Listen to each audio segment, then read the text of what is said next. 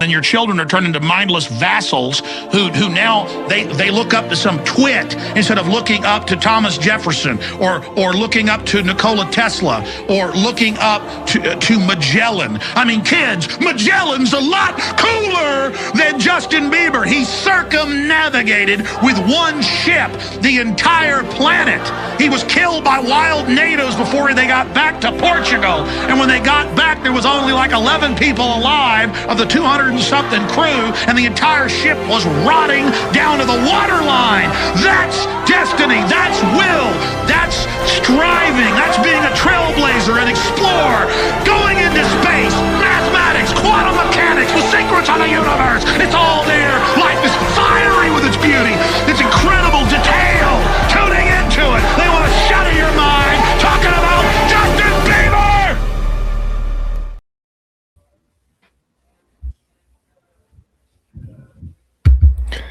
Hello out there. We're on the air.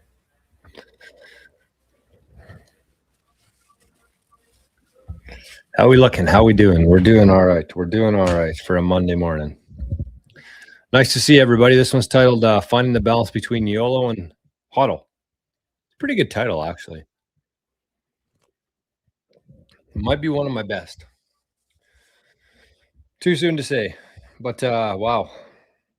Wow. Looks like Noster's still down. Frick. Strange though. It worked on Friday for Maple Bitcoin. I didn't even see it till after that it was working. I was just kind of got used to it not working, but then it worked.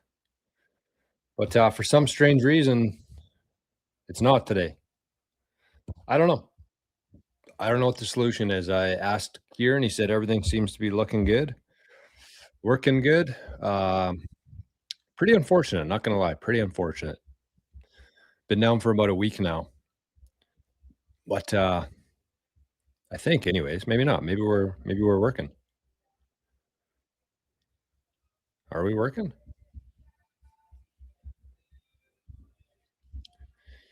Oh well. We'll make it work. But man, what a beautiful day here today. Holy cow. We only got about 2 inches of snow. And what's the temperate? What's the tempy right now? Feels like -4. Yeah. Yes. That's exactly what you want in the second half of May. 2 inches of snow and -4 degree weather. But you know, some days I wonder why I have chosen to reside here in Canada. And then I'm quickly reminded of you know, if we didn't have such a great government here, if we didn't have such a great government who really cared about its citizens and really wanted the best for society here, the economy, you know, I'd probably find somewhere else to live.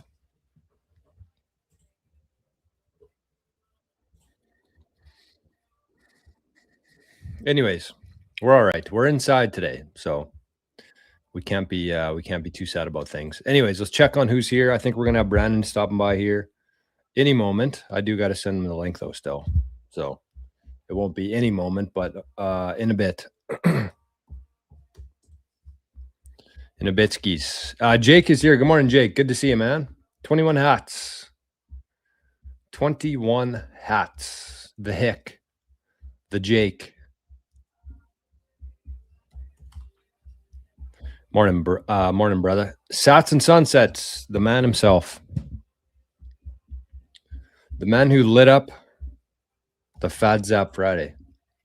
Owned it, some might even say. Some might even say owned it. With a massive zap and also massive zap, I believe, right? Yeah, there was a big one. Massive zap. Friday was a good show. Not every, the sun don't shine every day around here, but Friday was a good freaking show for the income statement. It's all about averages, right?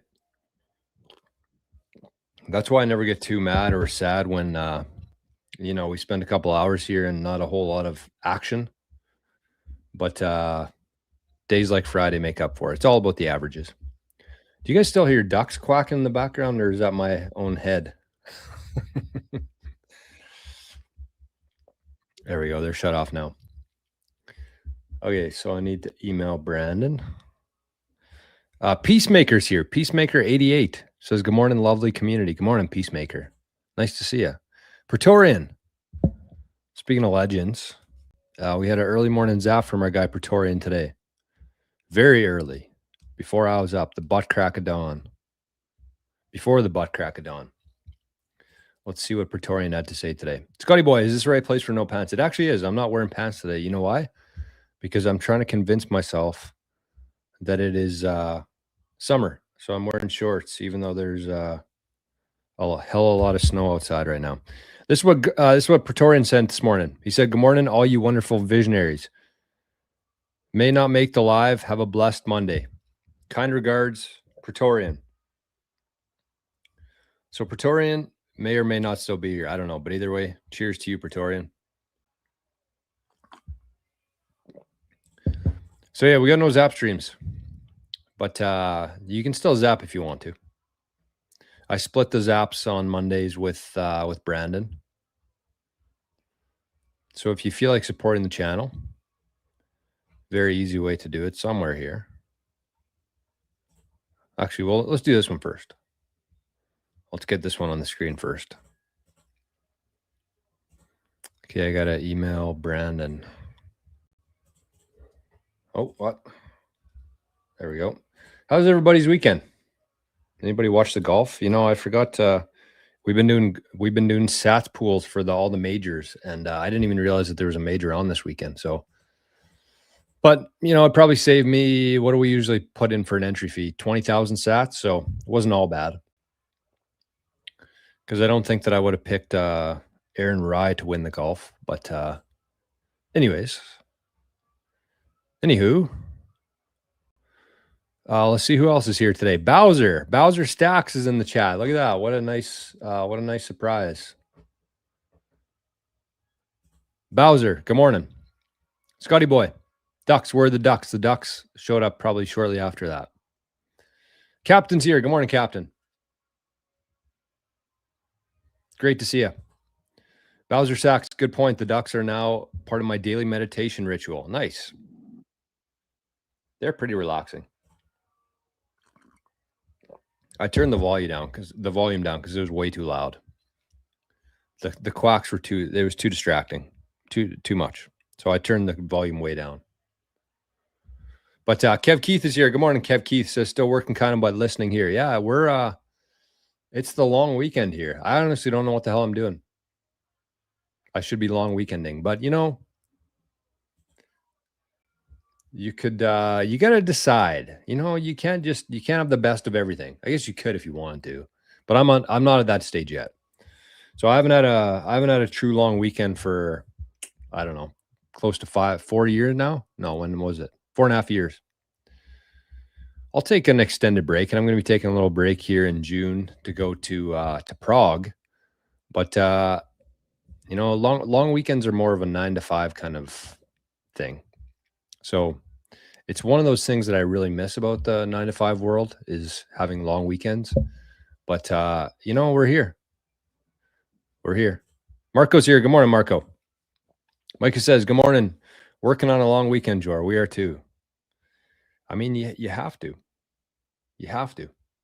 Unless you're getting paid. I'm not getting paid today, though. If I was working right now, I would be getting time and a half. So we'll see. I'm sure that that's not going to be the case today. But I might make half. I might be on the long weekend half income today. We'll see. Thanks to our friends at Zapstream that decided that they're going to take the week off. But good morning, Micah. Plastic's here. Good morning. Stream is stuck. Is it?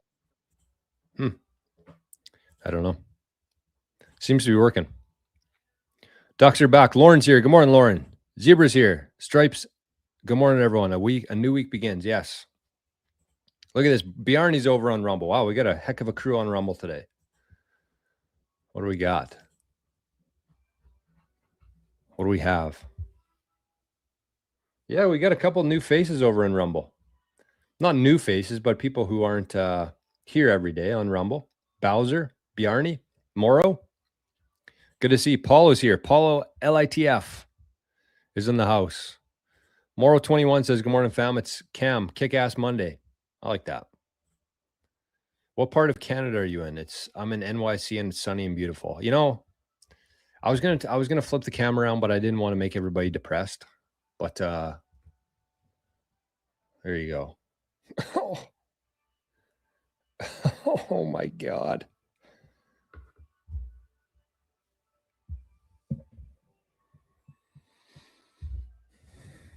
Eight months of winter wasn't enough, I guess. I should actually shut these freaking windows. I should just shut the windows. I am definitely in cold storage, no doubt about that.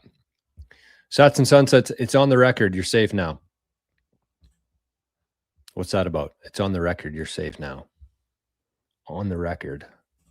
Praetorian, if you have any leisure of time, could you shoot over the lifetime link to my Proton? Absolutely. It's at the top of my priority list today, Praetorian. Zuzan. Zuzan's here. Good morning, Zuzan. Someone always seems to have a big bag to sell despite limited supply.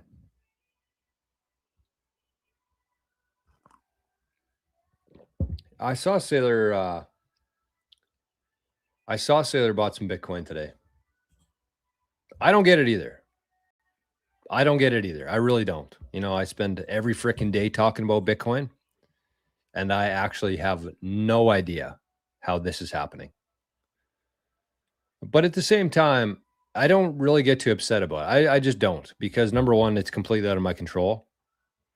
Number two, I'm still very much in the accumulation phase. I probably will be for probably the next at least 10 years. So I really don't plan on unless things go berserko. But I really don't plan on using hardly any of my Bitcoin for the next 10 years, which means I'm a buyer. I'm not a seller or a lender. So these prices actually, it's funny to me. It's actually hilarious to me. But I'm interested to see what's going to happen with strategy, because I don't know. I'm guessing they're going to hit 1 million. I didn't think that they would, but I don't know if just the world has gone absolutely mad, or if the market is that manipulated. But something's not adding up. Something is not adding up, and it hasn't added up for a very long time in my head, anyways. And I've talked about that at length. But yeah, I don't know. But again, it's not a big thing to me, because I'm a buyer. I'm a buyer. I'm trying to get my stack up. I'm trying to build my my empire, my Bitcoin empire here. And I know that everybody in the chat is as well. So we can't be too mad, unless there's somebody out there who's like living on Bitcoin, which I don't think that there's many people living on Bitcoin at this stage. So we got Praetorian today. Praetorian with some espresso. And it looks like another one came through the airwaves here. I should put this up on the screen, I guess, if I can find it. Jor at Rizful. Very easy. Very easy to find. There you go. We got another one here from Chuck. Chuck, the man himself. He says, Monday coffee needed. Yeah, I need about 30 of these freaking coffees. Thank you, Chuck. Chuck with espresso and a little bit of cinnamon on top, with his 111 on top of that. Cheers, Chuck. Thank you, my friend. Very much. Santino's here. Good morning, Santino. Micah says, you have snow. Oh my God, it's supposed to be 35 in Ontario today. -4 here today. So it's so nice. It's so nice. It actually is. If you could only, I mean, I'm doing my best here. I really am, but it is freaking depressing. It is freaking depressing. As you would imagine, like, it's not just me. Like, you need sunshine. You need sunshine. You need to be outside. You need to be, you know, touching the earth, and it's just not possible right now. Sucks, but there's absolutely nothing that I can do about it. So there's Chuck Zap before the comment. Good morning, Chuck. Thank you for the coffee this morning, or the espresso, I should say. Victor's here. Good morning from Spain, and we're caught up on the chat right in time for our guy. Right in time.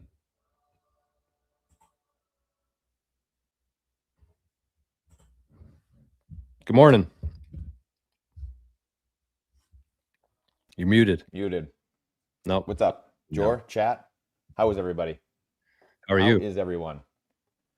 You're a buyer at these prices? I'm buying. Yeah. Are you? 10 years. Yeah. I was listening to you. I was just listening to you for like. I was gonna say you weren't in the freaking lobby that long.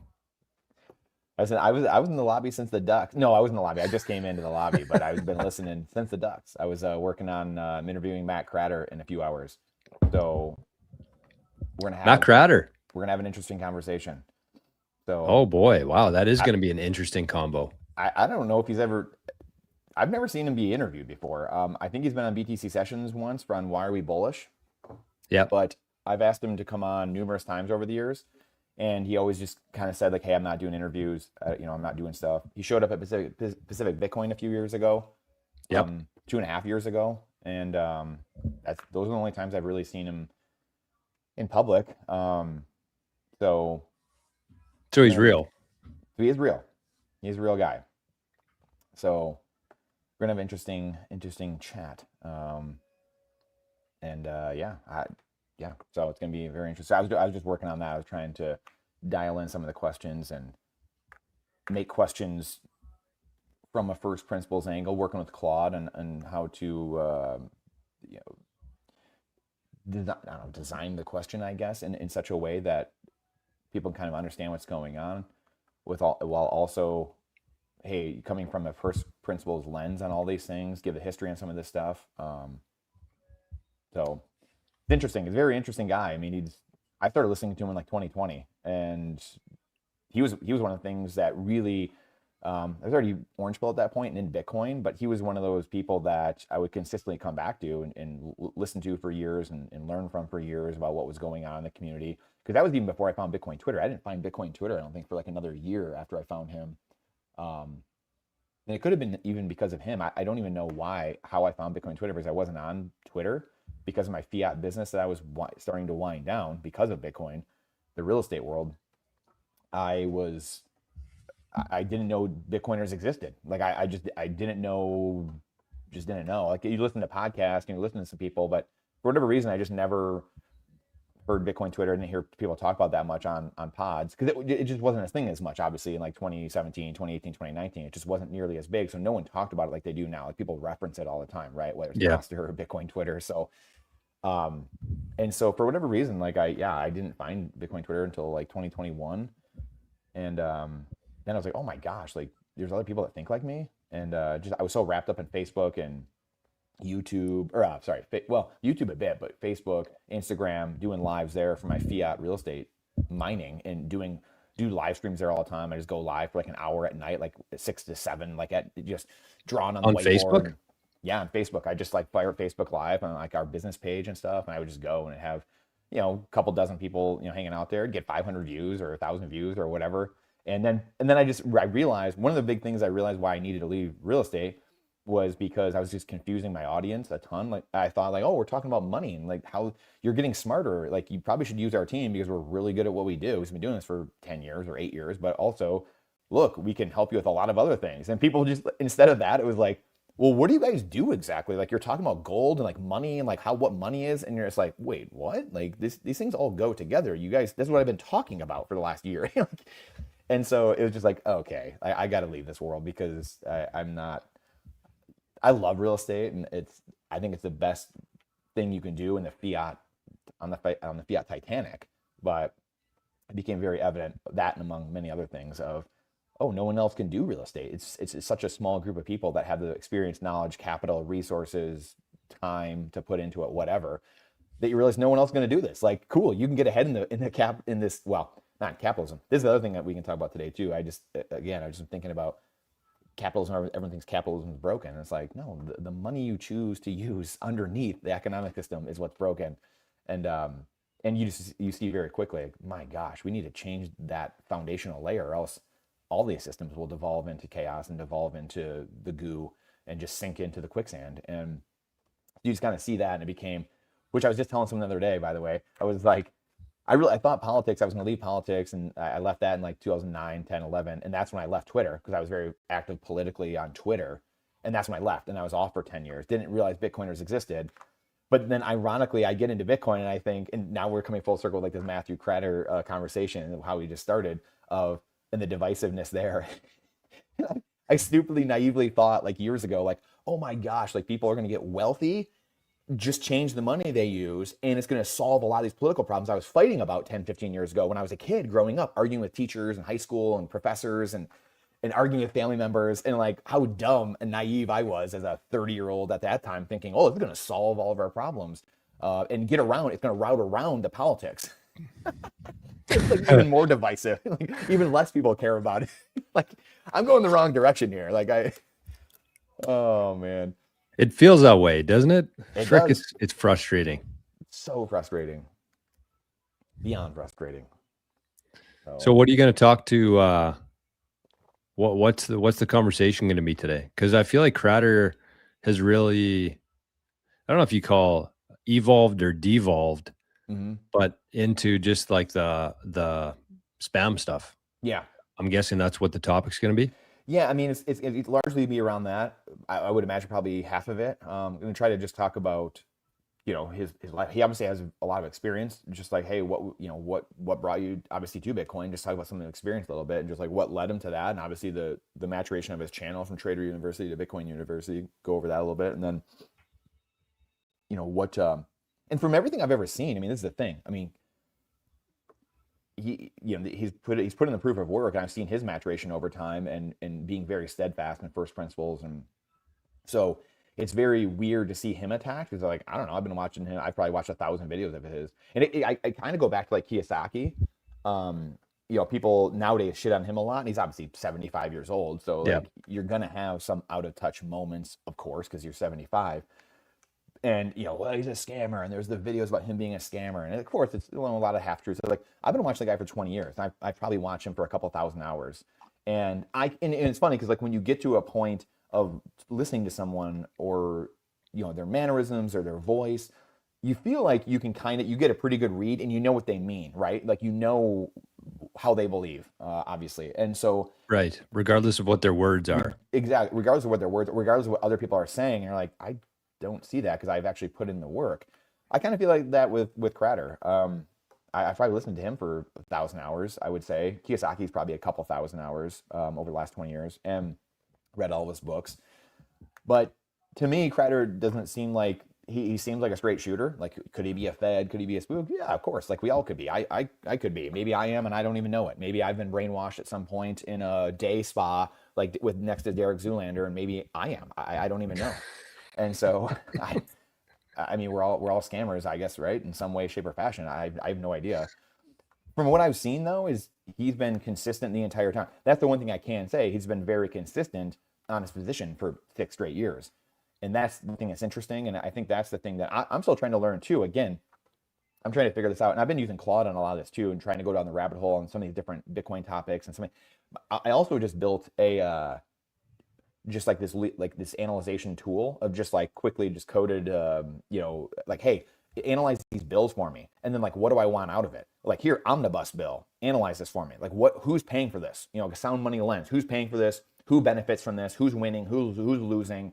Fascinating. Absolutely fascinating. I did it with like the Clarity Act and all this stuff. And it was just like, yeah, of course. It was like, the typical, or Genius Act. Sorry, maybe it was Genius Act. It was just like, yeah, of course. Like stable coins, the government made them say basically, yeah, you need to freeze everything, all this stuff, right? Like, it's a 1-pager, and it's just like, yeah, it's the typical, it's just the dollar, and they will rug pull you at any moment, and that's what the bill says. And the bill, like, you're scrolling down and copying and pasting it for like 5 minutes. So you have to like keep scrolling and scrolling and scrolling. It's just funny, and that's the thing, Jor. Honestly, I keep going on a bunch of tangents here, but That's the thing where, you know, and I was like, should I sell this as like a $3.99 app of like, here, like throw this into your, like, you could throw all your terms of services, like all the things you're signing that you never read. Boom, there it is in 2 seconds. Like it'll just read all your stuff and summarize it for first principles, like, you know, laws of nature from like that perspective, that angle. Am I getting, you know, and to me, that's where like AI needs to just be used so much more. And that just doesn't get talked about at all,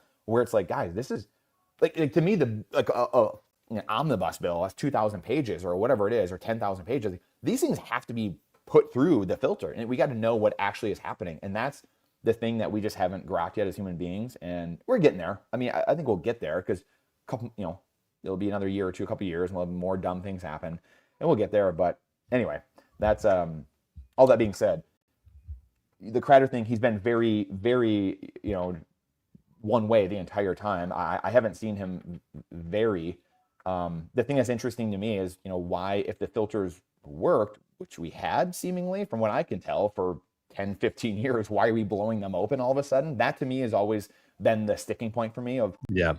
And it just gives me the vibes of Bill de Blasio saying, hey, I'll give you a cheeseburger if you put this thing into your veins. You know, like that to me just has never sat well. And then the stymieing of debate and kicking people out of rooms and debating, that to me just gives me COVID vibes.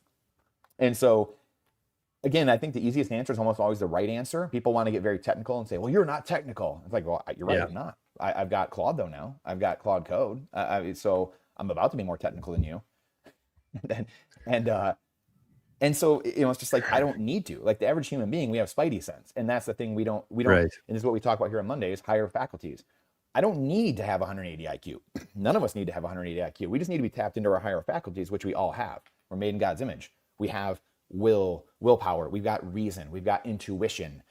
We've got the spidey sense, perception, reason, imagination, memory. I remember how you rug pulled me. I remember how you locked me down 5 years ago. I remember when Jonathan Gruber and Obama rammed socialized medicine down everyone's throats here in America when no one asked for it and said they wouldn't do it and campaigned on not doing it. Like all these things, like I remember that, but most people don't, unfortunately. Right, Jor? I mean, like that's, you know, everyone in the chat, like most people just head in the sand. How was the game last night? And completely just getting rug pulled day after day. It's like going out into the street and getting hit by a car and then doing it the next day. 6 months from now, doing the same thing. And that's how 99% of society lives, unfortunately. And it's not even 6 months either. It's like 6 days. Literally.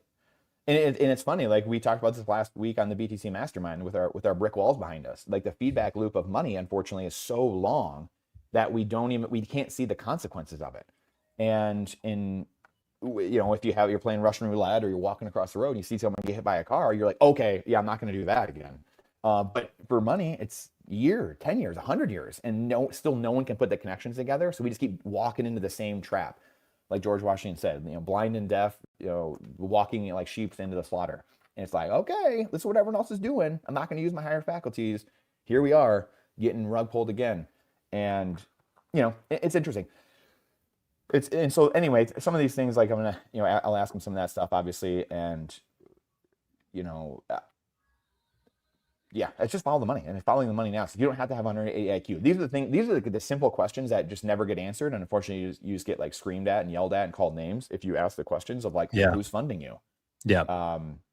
You know, we have things like OpenSats, which I think do a lot of really good work. But at the same time, if you're needing a bunch of Bitcoin from people to do the work, then you are now open. You're an attack surface. If you need funding from someone, well, guess what? If I'm a VC or I'm some crazy guy or the Fed, then I'm like, cool, I'll fund you. Open wide. And here we are, you know? So like, those are the things my spidey sense I've just never been able to resolve them. I don't want censorship or, you know, on the chain. I don't think, you know, we should be able to OFAC things and censor things. But at the same time, we've had these filters and now we're changing them. And we don't have a reason why. There's just not reasons.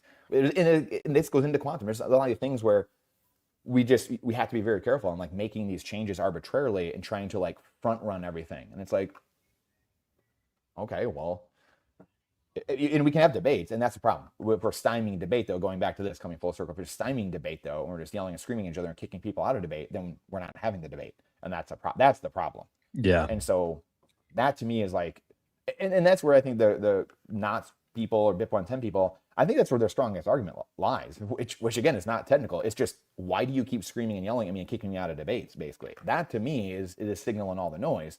And as humans, we tend to just kind of pass over all of that, and because it's not technical enough, it's not academic enough, it's not but it's just spidey sense. It's just like, I got a bad feeling here. Anyway, so let's, we're gonna get into some of that stuff and talk about some of that stuff. And well, I was gonna say, like, you're a big proponent of Softwar. Yeah. And so I feel like that's almost in, from my experience, I kind of see a bunch of different things. And the very unfortunate thing for me is that a lot of people seem to be, if you're pro knots, then you have to be pro BIP 110. Mm-hmm. And I just don't think those two are the same. Yeah. Personally, like I chose to run knots because I didn't think that the filters need to be cranked up. I didn't see a reason for it. I never got an answer for it. And so I ran knots. Right. But that doesn't mean that I automatically need to side with BIP 110. And I think correct. that they're all siloed off. These are all, exactly. And that's what people miss. I think that's the biggest thing that people are missing right now.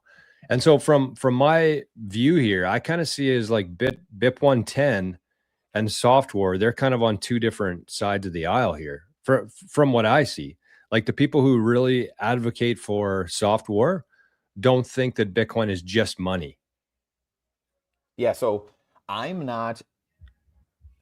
That's where I don't know if I totally agree with Softwar in that sense. I agree with Softwar in the sense of abstract power versus real power and some of the concepts. So like what Jason Lowery talks about, to me, I think is going back to like personal development, this is Monday, and this is why we're talking about some of these things, like the higher faculties, the Bob Proctors, the Jim Rohns of the world, the Napoleon Hills, and learning about yourself, learning the mind, expanding your mind.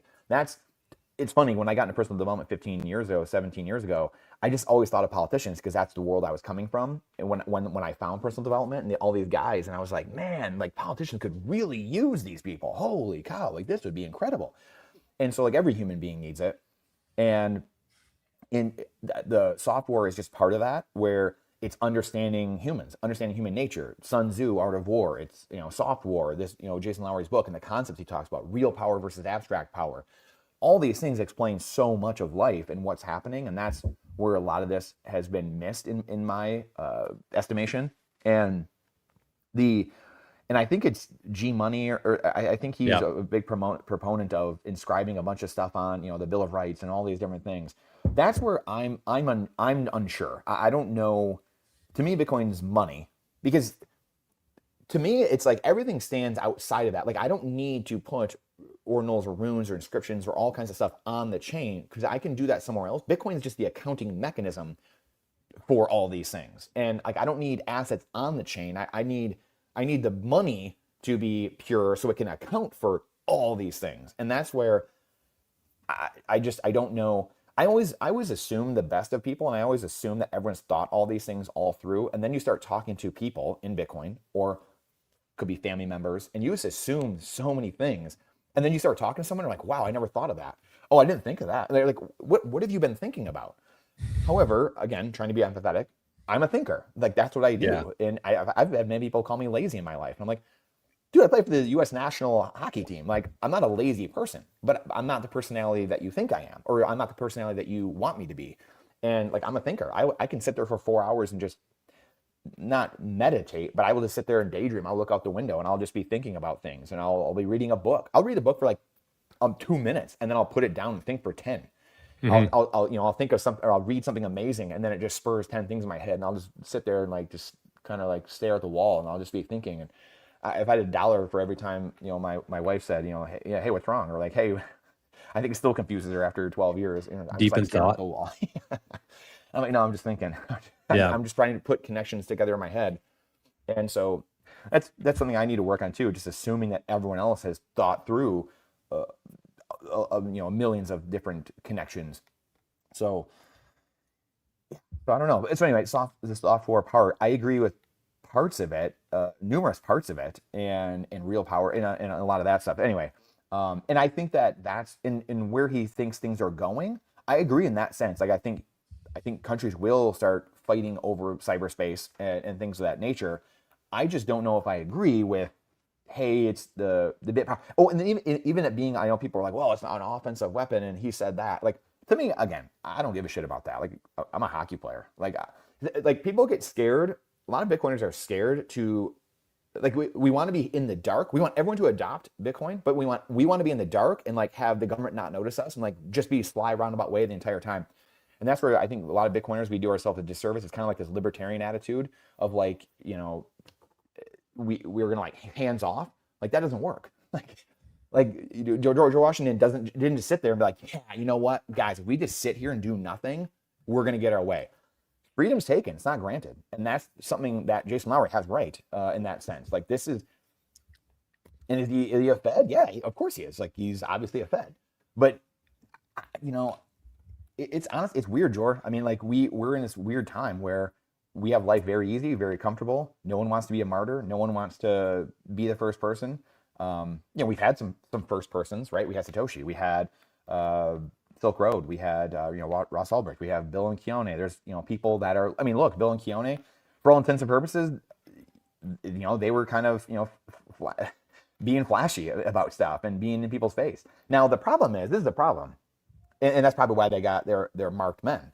But at the same time, to their point, I agree with that. Like to me, I'm a personality who is like, don't call me chicken. Like if you're gonna get in my face, like I'm gonna pop you. And that's where. But I'm gonna hold my cool. I'm a very patient person. But if we all stood together, if every Bitcoiner stood together and said, hey, F off, we're not doing this, then guess what? We would change the world.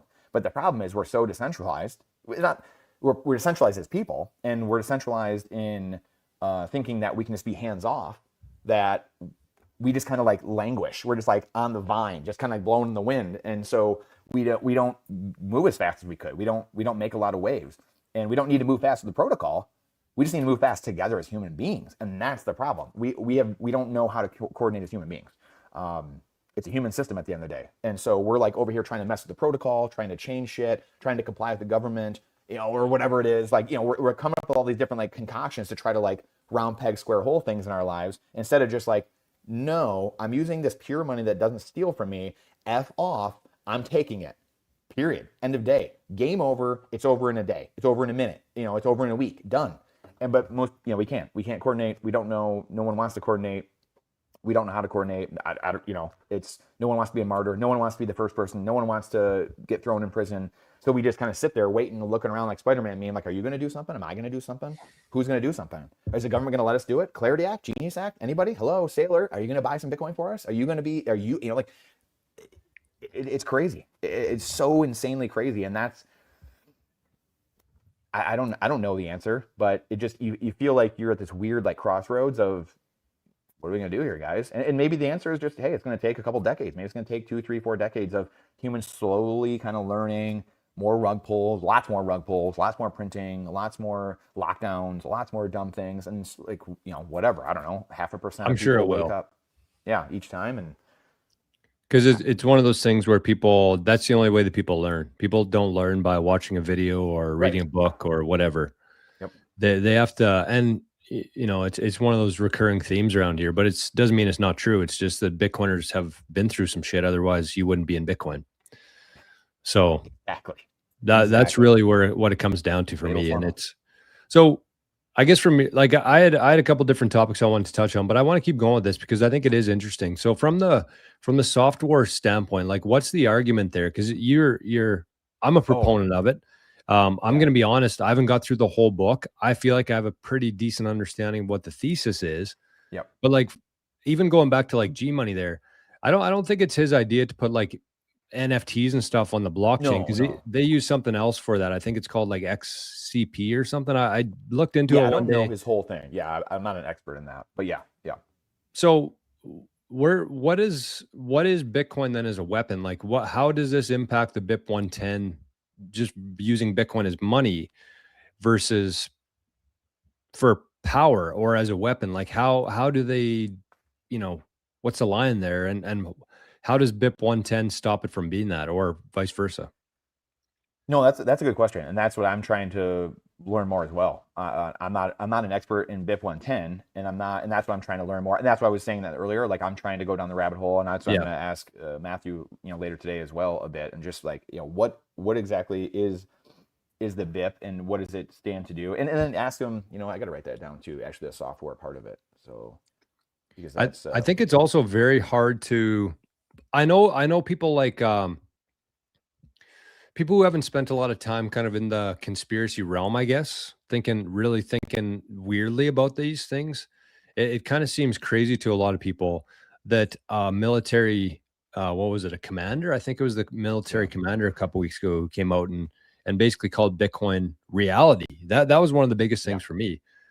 And so when you're talking about a guy, what's that? Didn't somebody come out with the straits like yesterday or last day or two? Like they published like the site or something like that, but for Bitcoin, or I don't know what it was. I got to look up. I got to look at what it is. But anyway, sorry. But what, like you kind of have to just ask yourself, like, why is a very high level commander in the military talking about Bitcoin?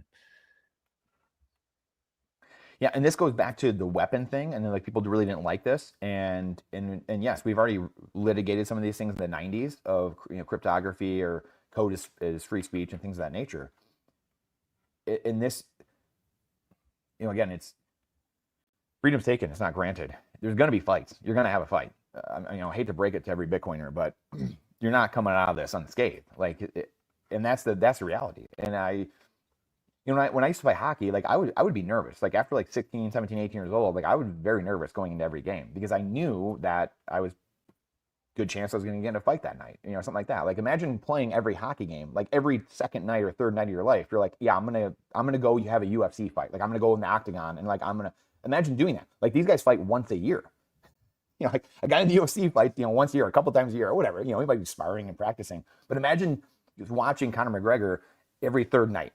And so it's like I'm very used to that reality, but I'm also a person who's like, we're gonna do it. Like let's go. And I seem very patient on the outside because I am, but I also have a lot of fire inside me. And so Bitcoin has pissed me off. Bitcoin has really pissed me off a lot. Actually, that's the first time I've ever said that, because we sit back a lot and we just kind of wait for things to happen, and it's just an unfortunate part of the world we live in a way, and just this time of life, because we're so cozy, because we're so comfortable. And I think the thing that pisses me off about it the most is just the coordination problem, and the fact that choosing to use the money that doesn't steal from you takes 1 second. It's a decision. And joining together, joining in the fight, getting in the foxhole, getting in the trench, that to me is, you want to affect change. You want things to be done. Well, go do it. And again, this goes back to the incentives of society and fiat. Fiat incentivizes everyone to be passive. We were so far down the rabbit hole of sedation, distraction, fantasy sports, you name it, legal and illegal drugs, that we're gonna take everything we can withstand, I guess. We're just not gonna, and this is not my mentality. It's just like, this is the right thing to do. Now go do it now. And so I have a very hard time with that. And it's very frustrating to me that we just, you kind of look around and what I thought, 5, 6, 7, 8 years ago was like, oh man, the social layer, like we're really going after it. It just, the last couple of years I've seen very neutered. We're like, where is everybody? Like, what are we doing? Like Bitcoiners. Yeah, Bitcoiners, just very neutered, don't know where they are, and just very passive, very just like, whatever. Wait for the number to go up. I don't know. I don't know what we're waiting for. Waiting for the number to go up. Waiting for, I don't know. So I don't mean this to be like a vent session for Brandon, but this is something that's just like for years. I mean, it's just like, it's so frustrating to see, mixed with just the average person just being completely out to lunch, and the problems of society just continually dumbing people left and right over and over again, and seemingly no one cares. No one. Now, again, in saying that, last week I remember talking to somebody, and a lot of people look at Argentina. They've had 6 currency resets in like the last 35 years. Lebanon, it was, Ben Perrin's, Barber, he's told this story many times, and he's like, well, how do people dealing with the, you lost 99%? Well, people, they just figure it out, whatever. And it's like, that ain't me. Like I know. I'm just like that's not me. Like if the British are coming to take my weapons cache, like I'm gonna be out in the green. I'm gonna be out there on the Lexington Concord. Like that's, and so I have a very hard time understanding that most people aren't like that. And I thought Bitcoiners, a lot of people were like that in Bitcoin, and I come to the realization that still a lot of Bitcoiners are not like that, and very frustrating, very frustrating. So I also think that Bitcoiners, for the most part, are kind of just tired. You know what I mean? mhm. Tired, and also, and this obviously this doesn't come from like my point of view, because I show up here every morning, so Right, I feel like I'm kind of in the fight here. Um, but a lot of Bitcoiners, I feel like, including myself, some days it's just like, well, it's kind of out of my control, and so if mhm. it's out of my control, I need to focus more on what I can control. Yep, And regardless of how this thing really shakes out at the end of it, I think that the best thing that you can focus on right now is protecting what you have. And it's like we have finite energy every day. Like, we are energy, right? But we only have finite energy every single day. And it's tough to be screaming over here and arguing over here while also kind of looking after yourself and your family and your own stack of Bitcoin. And so I don't know, like, maybe just to round out the conversation about the BIP 110, I'm actually really looking forward to you talking with him about it. yeah, I am But too. like, from my perspective, I just think that they're moving too quickly with the BIP 110. I think it could cause potential issues, just the way that it's kind of set up, from my understanding of it, anyways. And I just don't think that Bitcoin needs another thing like this right now. You know what I mean? Like, it's one of those things where we just went through the quantum stuff, the Epstein stuff, and now it's going to be the chain split stuff. And it's one of those things that just keeps it. It feels to me like we're just giving more and more fuel to like the no coiners to say, hey, these guys are idiots. They can't even figure out what they want to use here, and then it's just going to keep average people away from it for even longer. While the Larry Finks and the Michael Saylors just continue to buy it all at $77,000, which is crazy to me. Wild. That we're just letting them. And I mean, there's nothing we can do about it other than just continue showing up here and trying to get average people into this. But like, I don't know, man. It just seems like we're fighting over the stupidest shit while they're just taking all the Bitcoin from the individuals. Like, a couple years ago, individuals had like 75% of the Bitcoin. Now it's already down to like 65% and dropping. And it's like, at what point? Well, like, what are we spending so much time here fighting about? Yeah, I What mean, what are we gaining from it? it's scary too, Jordan, because I go back to the being, getting in the foxhole, getting in the trench, and that's life. Life is a fight, and that's, again, we've been so emasculated in society too that women don't understand that, and that's okay. They're not built to. That's why we love women. But men don't understand that, and that's the problem. And this is the theory of men don't get punched in the face anymore. And I wrote this article like 4 or 5 years ago. We have so many problems in society because men don't get punched in the face more. You're missing the feedback loop of life. Yeah. You're missing that accountability and responsibility. And one of the biggest problems of this is the Zoomer generation. They have no money. So you would think, like, who goes to war generally? Who's like gung ho to go fight? It's the 18 to 22-year-olds, the 18 to 25-year-olds. Guess what? They're not in the fight. Like, no one even watches Bitcoin content. They don't even care. They don't have money. They're emasculated. They don't know how to even talk to women. They're never been in a fight. They don't wrestle with their buddies anymore growing up. They're sitting here playing the Nintendo Switch, or they're playing, Xbox, or whatever the kids, I think it's a Switch nowadays. I don't even know what the kids play anymore. I think it is. Yeah, I mean, it's just like, it's so scary because you just have this world where we're so detached from reality, and which is what's reality? It's physics, nature's law, thermodynamics, like first principles. That's reality. You can, the Ayn Rand quote, which I love, and I always quote it: you can ignore reality, but you can't ignore the consequences of ignoring reality. Which goes back to Jason Lowery's Softwar thesis of, you can believe abstract power. We give this guy power. We say, hey, you have power, guy. You can lead us, but you better listen to what we're saying. But then it spirals out of control because people just believe they have this benevolent, they can just do anything and everything, and then it gets okay. I mean, again, look at the lockdowns. People just largely conformed and complied the entire time. Okay, I'm going to sit in my home. I remember I walked into my office, and this just tells you my personality of a fighter personality. And I've never told this story either, but I remember going into my real estate office in March of 2020, and my my executive assistant said Gretchen Whitmer, the governor, is going to lock down the state. Like, she's going to lock everything down on Monday. She's like, I probably won't see you on Monday. Like, this is Friday. I remember that too. Literally That my same heart day. rate went to 180. I'll never forget. I can feel my heart rate starting to like pick up now, because I literally was like, we might be in the streets on Monday.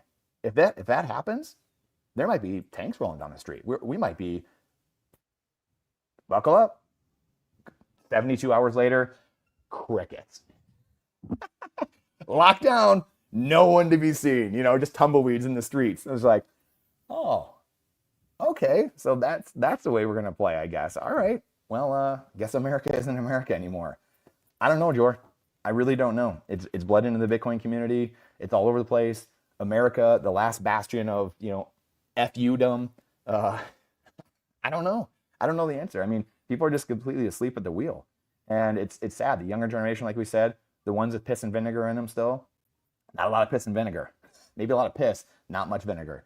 And I don't know. I mean, it's like, how bad does that have to get? I wrote this article too a while ago, a number of years ago. How many times do you need to get punched in the face until you realize you're in a bar fight? Like, how many times? How many more times? Like, is it 102 times? Is it 472 times? Like, how many times do you need to get clocked in the face? But you're oh, I'm in a fight right now. Like, this person's robbing me of my life force. Huh.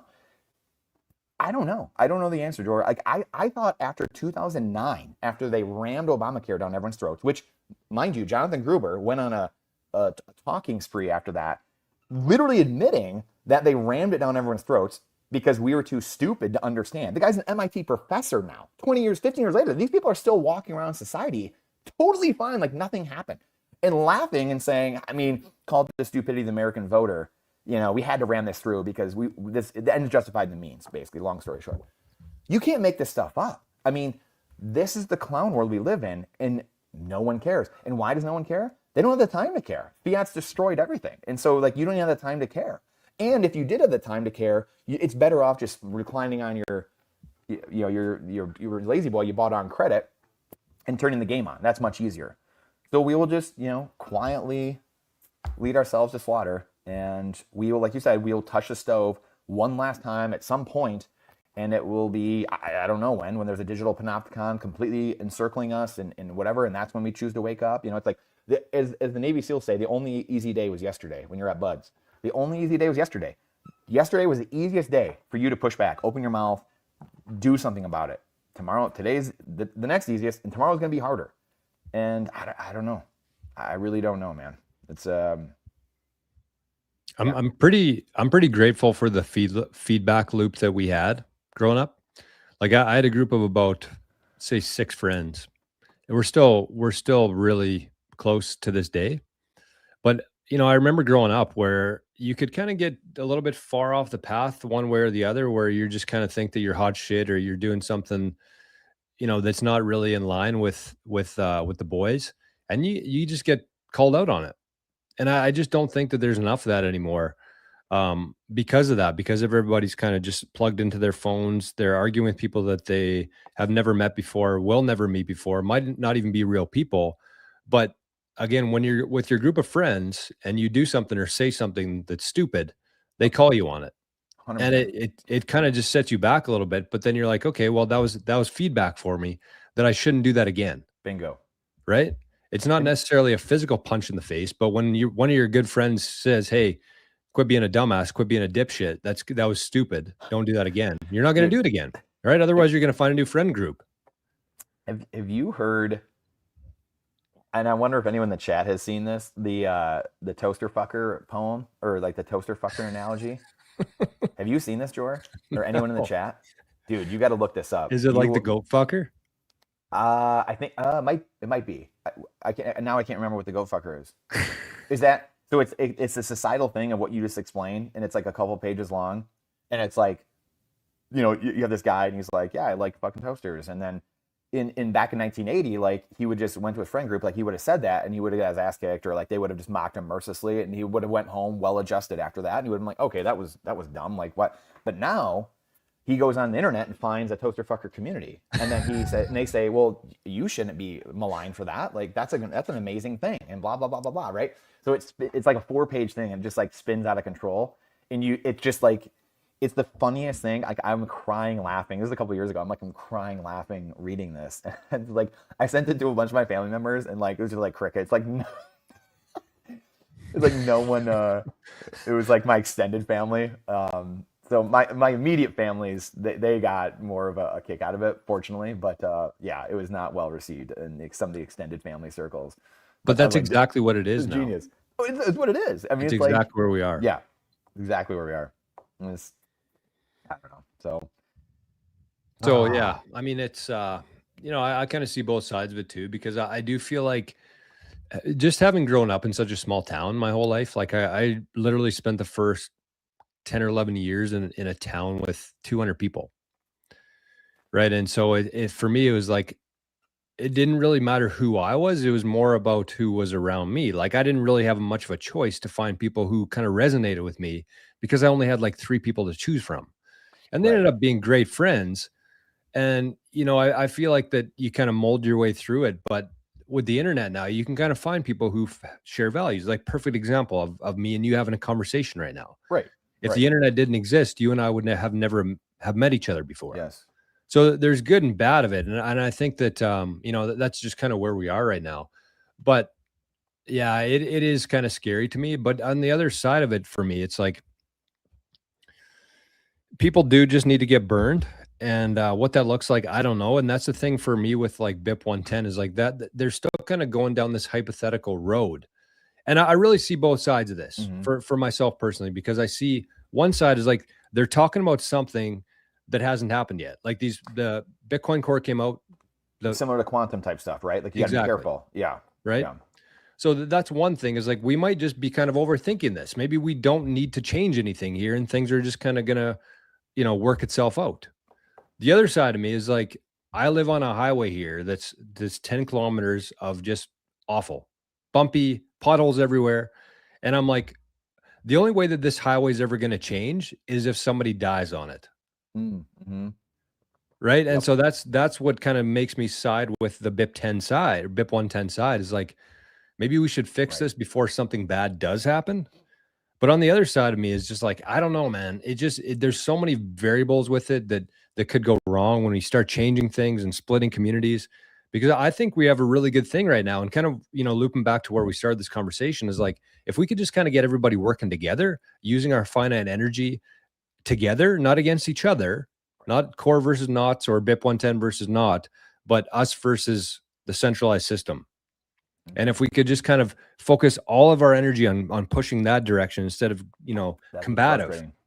I know.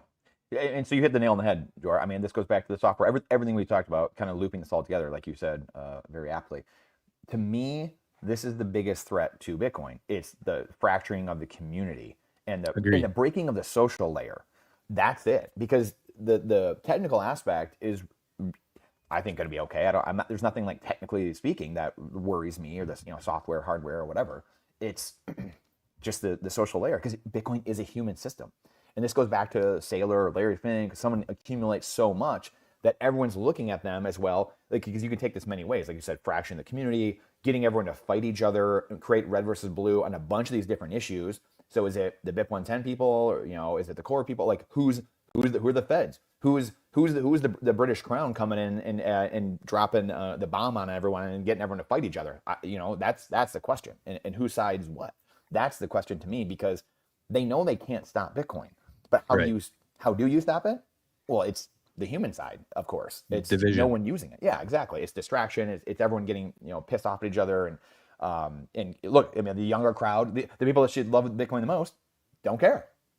They hate it, or it's too, whatever. So that to me is what's really interesting, and that's the scariest part to me is this fracturing of the community, the social layer, the memes. Where are the memes? Like we don't have memes anywhere. I used to be memes flying around all the time, every day. I know. Taylor with laser eyes on and all this stuff, and now it's just like gone. I don't see any of it. We're losing the plot quick. A Sailor doing his, again, he has shareholders and he's trying to accumulate more Bitcoin. Like I get it, but at the same time, we're starting to lose the plot here. We're taking on water. and you're playing a dangerous game of, well, I'm doing these things with these other protocols and DeFi now and all this stuff and trying to get more people on Stretch. And yeah, I don't know. I mean, again, that's the jury's out. I mean, the verdict's not in yet. So we'll see. Maybe it's the greatest strategy on earth. Maybe it's not. I don't know. But I don't know, man. Like it doesn't feel that way to me.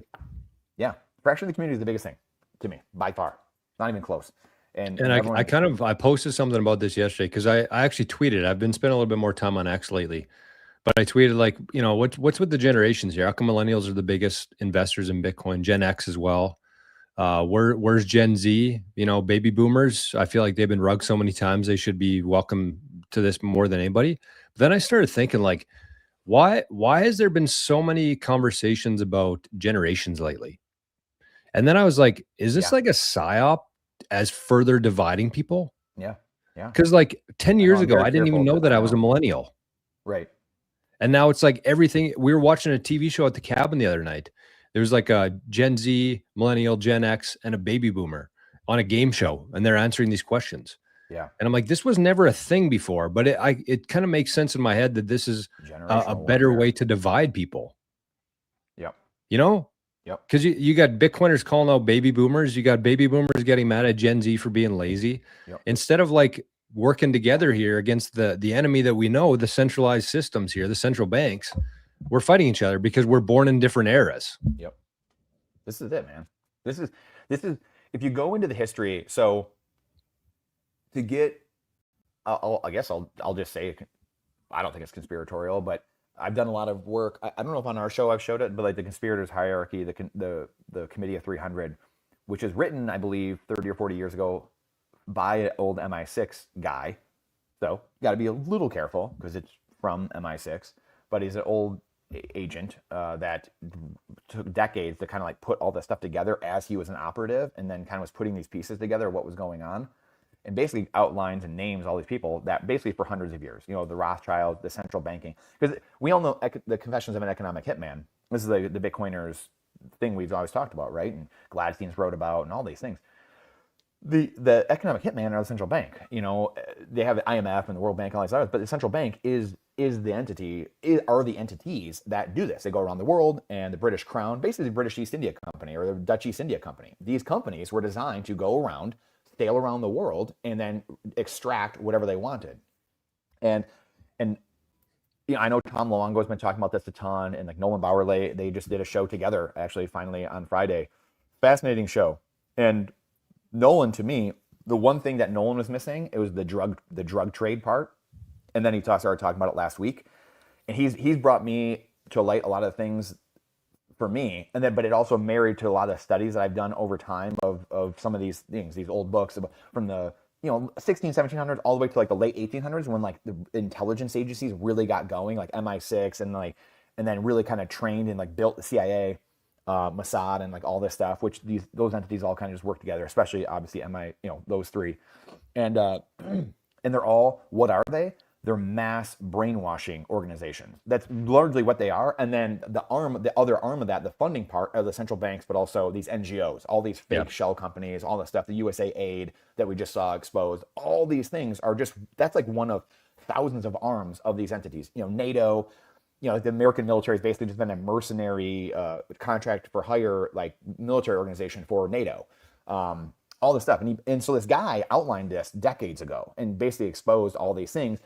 The Royal Institute, the Royal Institute of Affairs, RRIA, Tavistock Institute. Some of these are like the heads, which are all centered in the city of London. So who's been talking about that? Tom Luongo for a long time, been talking about that. Nolan has been talking about this for a while now. Not very. And then, so again, you have a lot of Bitcoiners that have turned on Trump. You have a lot of people on the left and right fighting about Trump. And again, Trump still could be a player, on a marionette string as well, for sure.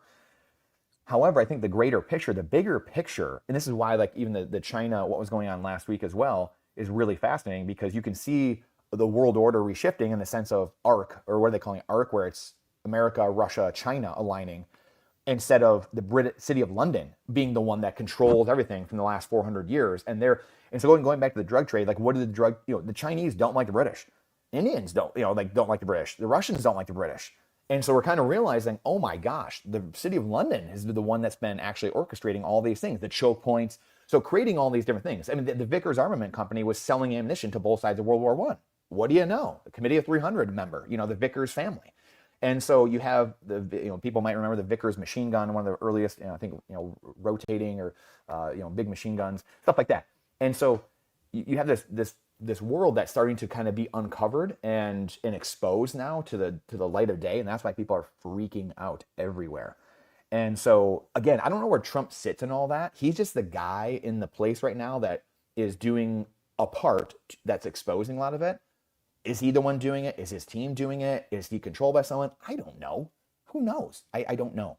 But I can tell you what's being exposed though. And so people get their panties in a bunch because they're like, well, Trump, blah, blah, blah. He's under the control of Israel. And I mean, everything. I mean, you hear it, and then the left has their own thing and the blah, blah, blah. And Bitcoiners say, I'm like, I don't care. Like you're missing the whole point. Zoom out. Get into space. See the whole Earth here. Like let's zoom out. If you don't do your homework and don't realize that the central banking operation, the economic hitman are the operation for hundreds of years.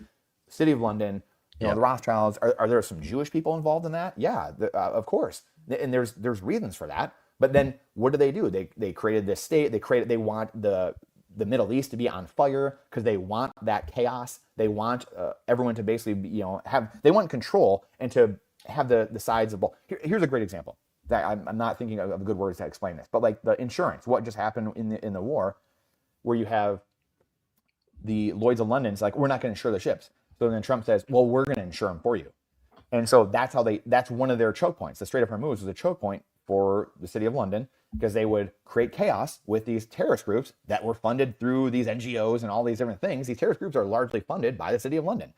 And so no one knows these things. And so they would create chaos and like, oh, your insurance premium went up. Well, guess what? Lloyd's of London is the one that insures it. So you're paying Lloyd's of London even more. I mean, it's so insane, Jor, and no one knows this. But the problem is you can't come out and say these things. You can't, like if Donald Trump or someone just came out and said, well, hey, it's the city of London's fault. No one, like, you can, it's like Bitcoin. You can lead a horse to water, but you can't make him drink, So it's like, you have to just kind of expose it slowly over time because this is hundreds of years of unraveling that has to be done. Because again, like you go to a Bitcoiner or a Bitcoiner goes to someone in Orange Pill and you're like, hey, guess what? Your money steals from you and it's a satanic pedophile cult that runs it. People's eyes glaze over. They're like, oh, what? Like, shut up, dude. Like, turn the game back on, man. Well, it's the same thing. Like, look, things are happening and most people still can't handle it. Like, it's happening kind of slowly and reversing course. And people are like, oh, he's under control of someone else. And it, again, it's. And are there dumb things that Trump has done? Absolutely. Like Palantir, like a lot of really dumb, ridiculous things. And like they're surveilling all of us. 100%. But to me, the biggest story is breaking the city of London. And it's the money. It goes back to the money. And that has to break. As the Bitcoiner knows, that has to break. That control mechanism, the British East India Company, Dutch East India Company, well, that's going to say the drug trade. The drug trade to me, in my estimation, from my research, in one man's opinion, is really the racket that actually controls everything. Because this goes back to the satanic pedophile cult, the money, everything, the drug trade. That's the highest on the hill. Maybe the children, whatever. Like that's like A1. They're together. 1A. They're together. Let's just say that. So the drug trade, the human part of it, all those are the top of the nest. And unless you do something about that, because this goes back to opium. What did the British do hundreds of years ago? They went to China, found the opium, like, oh boy. And then they got the Chinese hooked on opium, destroyed their culture, destroyed their society, stole all their stuff. They did it in India. They, taking stuff out of Africa. They came over to the West and started doing things. I mean, and this has been an ongoing thing. And we're living through the hard times now. We're about to, and we're living through this transition period. And it's just, but of course, no one knows the history. No, and I don't claim to know it all. I know a fraction. Of course, the more you know, the more you realize you don't know. But when you start peeling back the layers and looking at all from a really high level, you're like, oh my gosh, like, dude, this is the exposure to me is the most important part. Like Donald Trump is the important part. Donald Trump he broke the media in 2016 by being elected. I always joke, like, he could have just left office, like, day one. Like, it got inaugurated, like, boom, now we leave. And then because he broke the media, exposed the media for what we knew. I mean, I knew as a kid what the media was. But I didn't know Operation Mockingbird. I didn't know this as a 15-year-old. Like, I didn't have those pieces. But you knew, I'm like, dude, you just lied. Like you said one thing here and then you just contradicted yourself here. And then so that was exposed in 2016. Now a lot of the money stuff is being exposed, and the whatever Epstein, the drug trade and the trafficking, whatever. So that to me is, anyway, It's all coming to light. it's all coming to light, which is what the society needs. That's the only way it stops. It's the only way to stop. It's the only way to heal. It's the only way to heal. So whoever's doing that and whatever's doing that, I want more. Exactly. That's it. I don't care who exactly. it is. It could, it could be AOC. It could be Donald Trump. I don't care. Whoever is doing that, let's go. I want more. Because it was never out there before, and that was one of the things. Yes. We started the conversation today with the pandemic, and for me, that was a real eye opener for myself. I was lucky enough to kind of see through it right off the bat. I didn't really know what was going on because I never really acknowledged how controlled society was until I watched that unfold. But to me, I think the next test to see if we've learned our lesson or not is if we have something like that again, and how many people are actually going to comply with it or not. Because that was kind of right out in your face. That was like, okay, we're doing this. We're shutting down small businesses. We're going to tell you what you can and can't do. It was pretty obvious. A lot of people just kind of went along with it. I think they learned their lesson. I hope a lot of them are actually gone now, unfortunately. But I don't think if that happens again tomorrow, we react the same way we did. And you're kind of seeing it right now, honestly, like what the hantavirus or whatever it's called right now. Yeah. Like people are just kind of like, well, we're not falling for that again. Right. So that to me is like exactly what you said there. I don't care how it happened, but nobody with an ounce of logic can argue that 10 years ago versus today, people are much more aware of everything that's all the evil in this world. I don't think it changes. Like it's one of those things where you don't unsee it, right? And so that's kind of my theory right now, just kind of tying everything to with the US, with Russia, with China. You don't really have to understand history either that much to really understand where we're going. Yeah. Because you just kind of look at things right now and you can make some pretty logical conclusions. Like it's pretty clear to me what's going to win this next decade and beyond that. It's technology and it's energy. And who are the countries that are really leaning into that right now? Yeah. It's the US, it's China, it's Russia. Yep. UAE. Yep. When was the last time there was a big... That's the new order going forward. So when was the last time that there was a huge tech innovation out of the UK? Or how much energy, when did they prioritize energy? They're actually going the opposite way. They shut down all their plants. Yep. So it's like, to me, abstract power resides in London. It always has. We've just never had anything to call bullshit on that. Yeah. 100%. Right? Like, well said.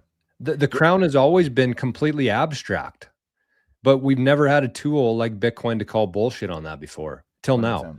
And so that's kind of what's going on through my eyes is like, that's real power, the tech innovation, whatever you want to call it. Yeah, exactly. And energy. Yeah, and those countries clearly are winning that war versus countries like the UK, like 100%. Canada, even though we have a ton of energy here, our policies are not favoring that, right? It doesn't exist otherwise, Jor. And that's why it's like, I don't blame the British crown in the sense of like, they're an island. Like they don't have resources. So like, what do you got to do? You got to trick people. Right. You go pillage everyone else. Like it makes sense. Like I'm not arguing that where it's like, yeah, of course. Like, what are you going to do? And those were different times. And then we're just been living the remnants of that. And they've been, again, how many times the British come over here to fight America, the Americas, basically controlling Canada, controlling in a certain way, is controlling America in another way, whether through central banks and things like that. Right. So and this has been an ongoing thing, and they've been doing this to pretty much everyone in the world, basically. And that's what's breaking, and that's what's coming undone. And like you said, abstract versus soft power and real power, everything. That's what's coming to light. Who has the energy wins. So like you just said, that new alliance, Russia, China, UAE, maybe India and America. And then maybe some South American countries. But like BRICS, for all intents and purposes, that was a fake thing, basically. Just like they kind of had to. It was like, what else do we do? But I think there's a new BRICS. Like it's a new order coming. Agreed. And I think part of it too. And remind me, I want to say something to you about logic, because I want to push back on that, on logic, in a second. But also, to me, this is where I think the new order, where America is going a different direction, in the sense of This is where I think Bitcoin comes in. And whether Yeah, you're agree. thinking Sailor, right, or American Bitcoin mining, which is Trump, Sailor, all these guys, that could be the American reserve, and that could be the American plan. I don't know. And so you have this world where, what do you do if Russia and China has a bunch of gold and you don't have? Maybe we do. Maybe America has a bunch of gold. Maybe they don't. Whatever. But how do you keep the world reserve status and start moving the goalpost in essence and saying, hey, that's not, well, you would start leaning into Bitcoin more, obviously. You would say, hey, you also need Bitcoin, by the way, and that's going to be part of the system going forward. And now you're kind of rug pulling, or not rug pulling China and Russia as much. You're just giving yourself more leverage against them and saying, hey, if we start to, hey guys, and someone just mentioned this. Do you think Bitcoin is talked about in Xi's talk? And I think Russia and America are meeting in the next month or two, the next couple months, and then Xi is coming again in September. I think absolutely. Now, did Trump talk about it with these guys? Probably not. But like, are the representatives talking? Yeah, absolutely. I think this is totally like the thing that's being missed or just not talked about because, again, the average person is like a 4-letter word, so no one can mention Bitcoin in the public. But I think that's the plan because what gives you leverage also? They're talking chips, AI, and they're also talking Bitcoin. It's this the monetary reserve. The monetary reserve status is the head of the heap as well. When you talk about nation states, we talked about the trafficking and the whatever as that's one layer or one silo, but then the other silo is like the reserve currency status part, and that's where it's like, hey guys, just FYI, we might be going down this Bitcoin road. Just wink, wink. And then guess what? Now you have leverage over those countries because if America starts inundating or like mentioning, hey, we might be going this Bitcoin way. Obviously, it can hurt the dollar potentially, leaving that network. But what are you going to hurt as well? Gold, obviously. So it's like trying to strike this balance of how do we keep that power, also give ourselves leverage against these guys, while also still trying to maintain some type of relationship and have a healthy relationship going forward, which is always the biggest threat to the city of London. The Britain worried about this more than anything because America had good relationships 100 years ago with China and Russia.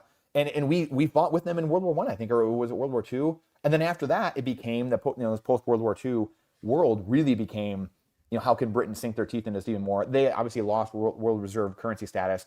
So it was, hey, how can we really ramp up these psychological operations and brainwash people, make America consumers, but also how can we pit them against each other and do these things and create chaos in the Middle East? And all this, right? There's so much that goes into that. We could keep going down different rabbit holes from that section. But the one thing with the logic thing you mentioned, that's where I think Bitcoiners, we have a hard time because that's how my brain works like yours.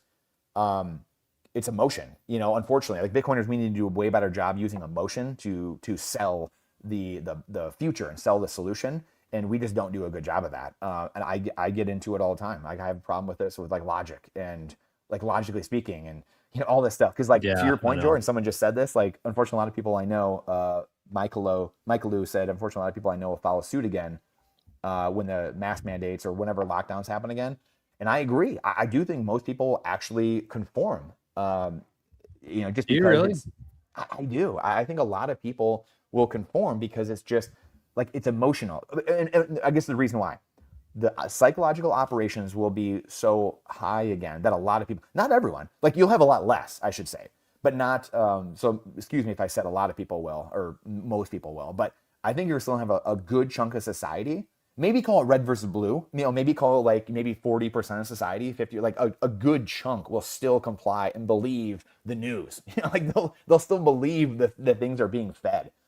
So anyway, I guess my bigger point is humans, when emotion goes up, intelligence goes down. And so that's the whole thing with the stuff in the Middle East. What have these psychological operations produced? Tons of information laundering and just lighting people's brains on fire. It's like the media has had root key access to our brain and then, having basically like, I forget who said this the other day in the last week or so. I got to find this clip, but they basically said the war of the world we're fighting in right now is not kinetic. It's not food or water. It's not all these things. It is basically the battle over perception. That's it.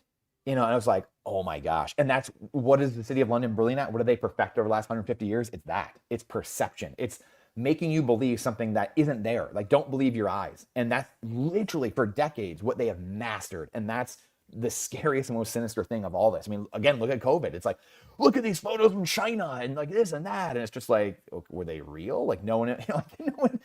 Anyway, yeah.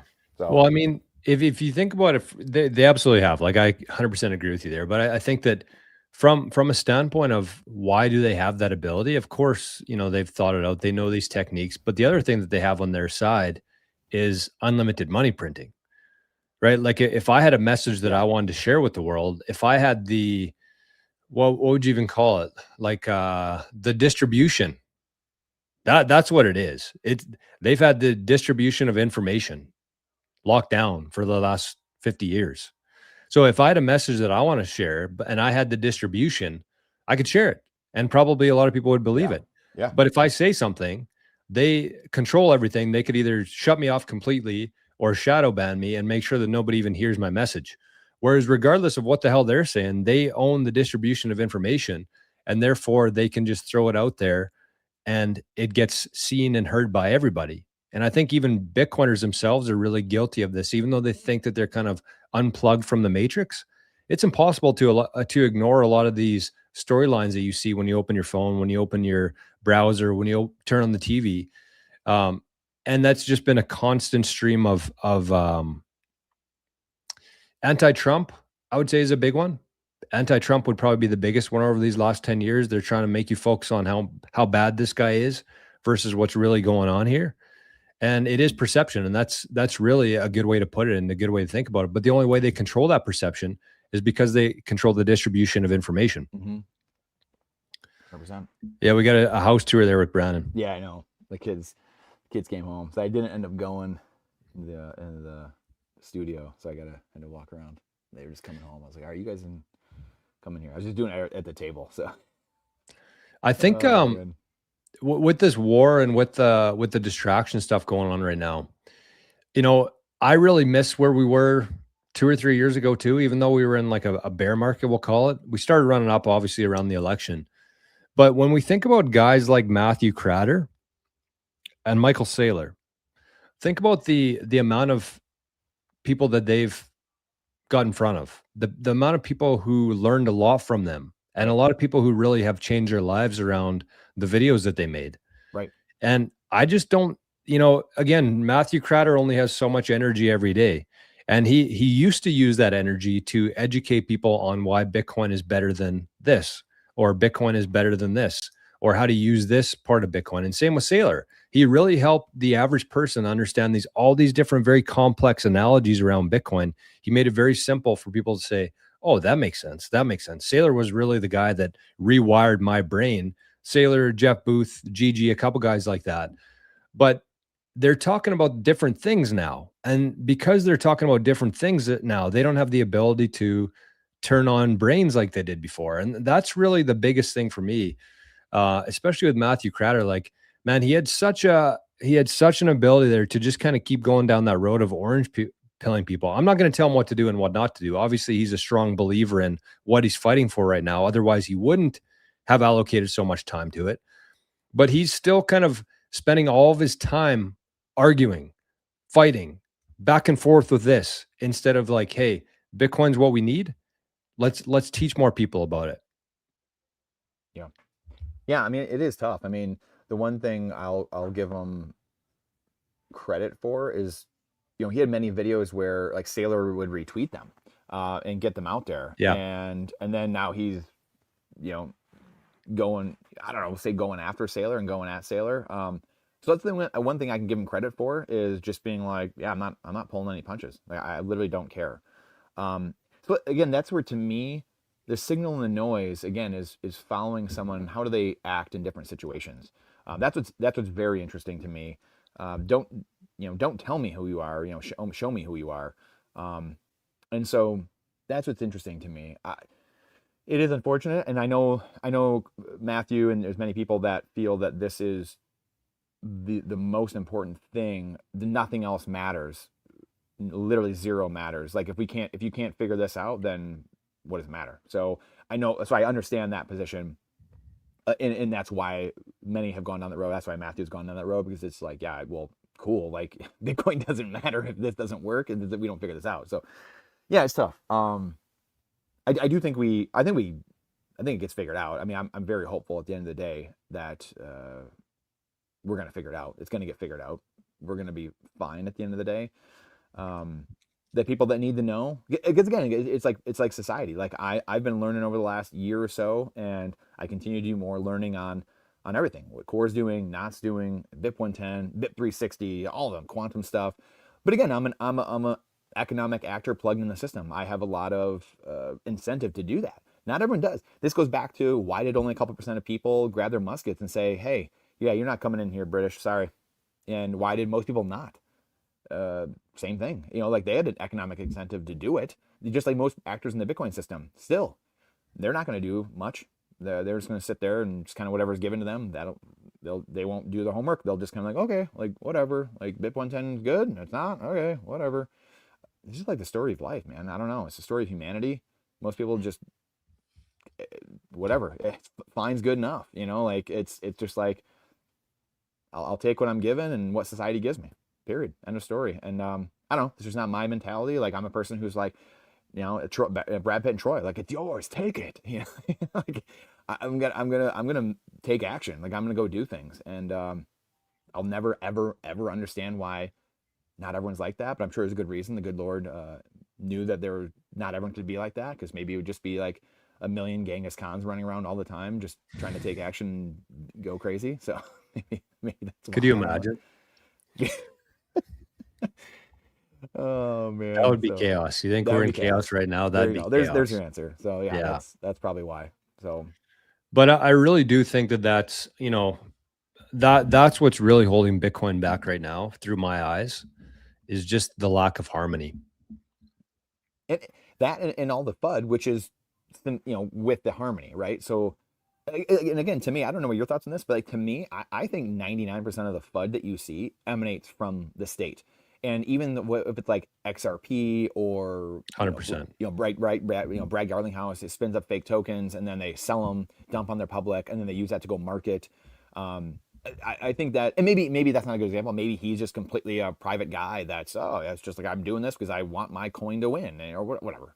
But I think most of FUD, energy FUD, everything we've seen for a long time, quantum, everything, because this goes back to, and I'm glad I thought of this again because I was thinking this earlier. This goes back to, they know, the state knows. Joe Manchin, the West Virginia senator or whatever, in 2014 was like, yeah, should have stopped that Bitcoin thing back when we had the chance in 2010 or 2011, and we didn't, you know, so too late, you know, dang, that sucks. Like 12 years ago. And so like they know, the powers that be know they can't stop Bitcoin. The only way you can stop it is disharmony. It's causing chaos, sowing division, which is why we've been talking about this the entire time today, which is the City of London. What are these guys perfected? The intelligence agencies have been perfected creating disunity or disharmony, or they create these petri dishes.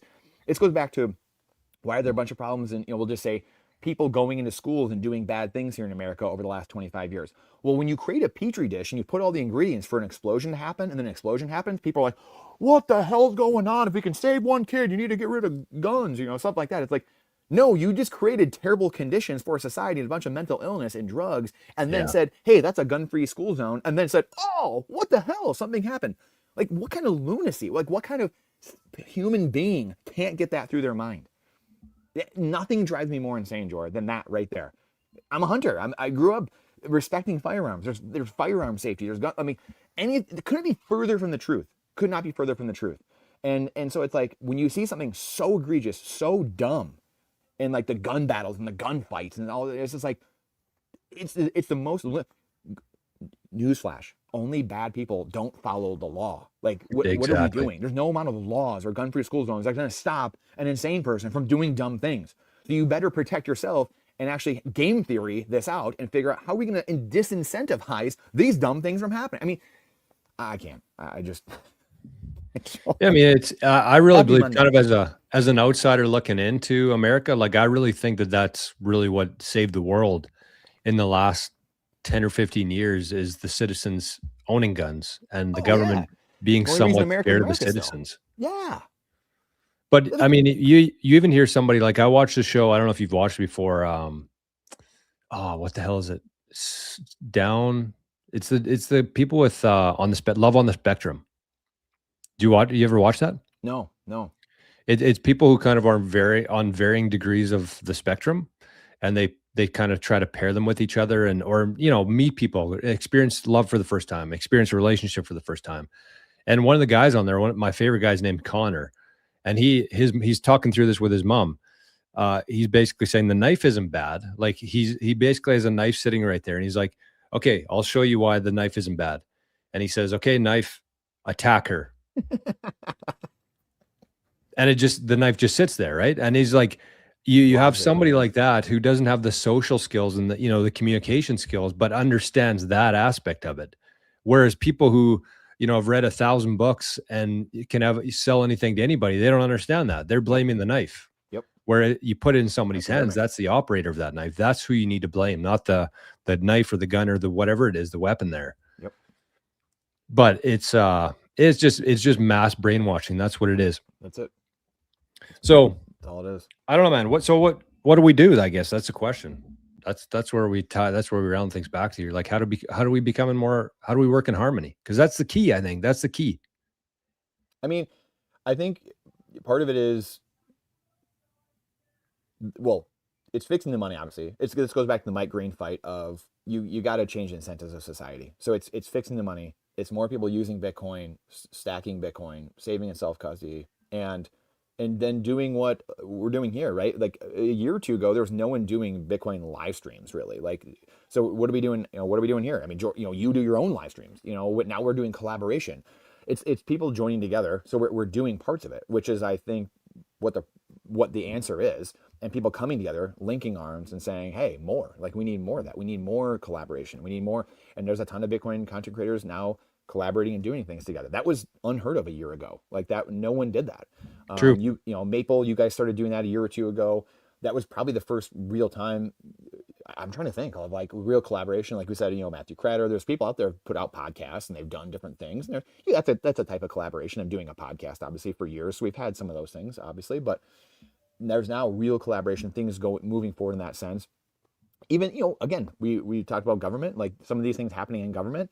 These things are waking people up. There are people out there I know that I'm sure that have said, wow, the government's talking about Bitcoin. And then they've gone down the rabbit hole. I know we've won some people over just because the government was talking about Bitcoin, and now I'm sure they're Bitcoiners. So all these little things help. I think that's part of it. I think it's touching the stove. Like we said earlier, it's dumb things happening. Unfortunately, we don't want to live through the dumb things. We don't want to live through more of the school incidents, like we just said. Unfortunately, that's the world we live in, where we don't live in logic. And like you said, the guy in the spectrum can easily explain it, but most people live in emotion. They live in a constant state of emotion and aggrievement, which has been created by these weapons of mass perception, whatever you want to call it. And so we live in this state of, I'm aggrieved, I'm a victim to something in my life, and I really don't have control or autonomy over my life.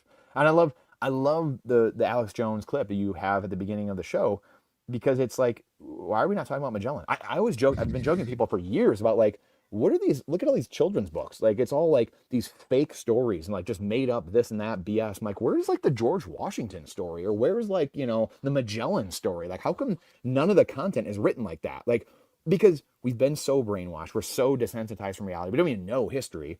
So we don't know our own culture. We don't know anything. We're just like these empty vessels walking around doing nothing. So in saying all that, me ranting, it's changing that. This is going to be a generational thing. And that's why I think the next 10 or 20 years, it's going to happen over the next couple of decades, because it's all of us with our children going another direction, which I know I have. I know many people that have, many Bitcoiners. I know you know them. We all know people that are going a different direction and saying, I'm not doing this anymore. So we wake up 20, 30, 40 years from now, and guess what? I think life looks a lot different, because we've touched the stove a few times, mixed with the younger generations learning a completely different way and be like, yeah, I'm not going that way anymore. That's a fake world. And we just went completely empty vessels, literally stuck to our phones, watching UFC fights, watching like, just random things. Not that UFC won't exist, or like, hey, humans being like, hey, how can we reach our highest potential? But it's like this mass distraction. Those things where like, we're just not plugged into real life. I think all that's changing in the next few decades. I think we're going to touch grass again. And I think it takes longer than we hope, unfortunately. Yeah, that's what it is. I think you're right. I think we do need to have patience. I think we need to change our expectations in terms of how long it takes. Yeah. I think we also need to focus our time and attention on the right things in terms of like, You know what? When I first got into Bitcoin, I was really excited about it. I wanted to tell everybody and their parents about it. But you just kind of have to understand how far people are away from understanding Bitcoin. And the kind of the analogy that I used last week, which I think that is kind of worth repeating, is like, if you think about your ascend in Bitcoin, like when you first started in Bitcoin, you were at kind of like ground zero at the bottom of the mountain, and you listened to podcasts, you read books, you continuously surrounded yourself. Your environment was surrounded by Bitcoin stuff. And so you just kept climbing that mountain, and you made some mistakes, but you learned from it. You read a book, you changed you added a couple touch points to your knowledge base.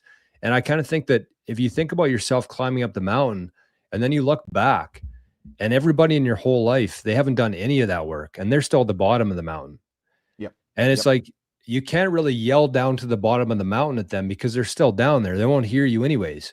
But there's people who are on that same journey that you already walked on, and they're like 50 feet behind you. Yes. And that's who you need to talk to. Those are the people that are really making the difference, because then they're closer to the people who are at the bottom of the ground zero, right? Yeah. And so it just kind of, the message keeps going down. But we as Bitcoiners here, we're trying to stand at where we are in the mountain and yell to the people who are still at the bottom of the mountain. Yep. And it's useless. It's a waste of energy. 100%. And so I just think we kind of have, if we can take that mental model there and think about who are the people who are closest to us, right behind us, that's who we need to give a helping hand to. And give them the resources and the tools that they need, and the mindset of what helped us get to a little bit further in the mountain than us, while still kind of listening to people who are above us on the mountain, right? And listening to the GGs, and even the Matthew Cratters, we can call it. But, it's understanding that we have so much energy, finite energy every day, and how we're going to allocate that. And I just think that we need to be more in harmony and kind of understand that that's, people are so far away, and don't waste your time and energy on them. Yep. 100%. And I love some of these comments too. Like Bucks said, we were all neurodivergent here. So good. Zuzin, you guys follow Simon Dixon. And then, Sath and Sunsets, Jack Mellors always says you can't print 18-year-olds. So true. Like it just takes time, to what you just outlined. Like it just takes time, and it will play out. Like we will get there. Things are speeding up very quickly, and it just takes time. We might see it, like you said, that chain, the mountain, like that's such a good analogy. And then Zuzin, like I follow Simon Dixon. Yeah, I mean, I've seen numerous, a handful of hours of his stuff, I would say, probably over the last few months. I know he's been really out there more over the last 6 months, but I like a fair amount of what he says. I think what he gets is the military industrial complex and the financial industrial complex. I get some of that, and that's where I think like a Tom Luongo view and like a Nolan Bowerley, like the City of London, which is like a Venn diagram with Simon Dixon. I think the middle of that maybe is like, could Trump still be a part of that apparatus? Maybe, I don't know, maybe. And like that's where I think some of that kind of fits together. Maybe he is, maybe he's not. I don't know.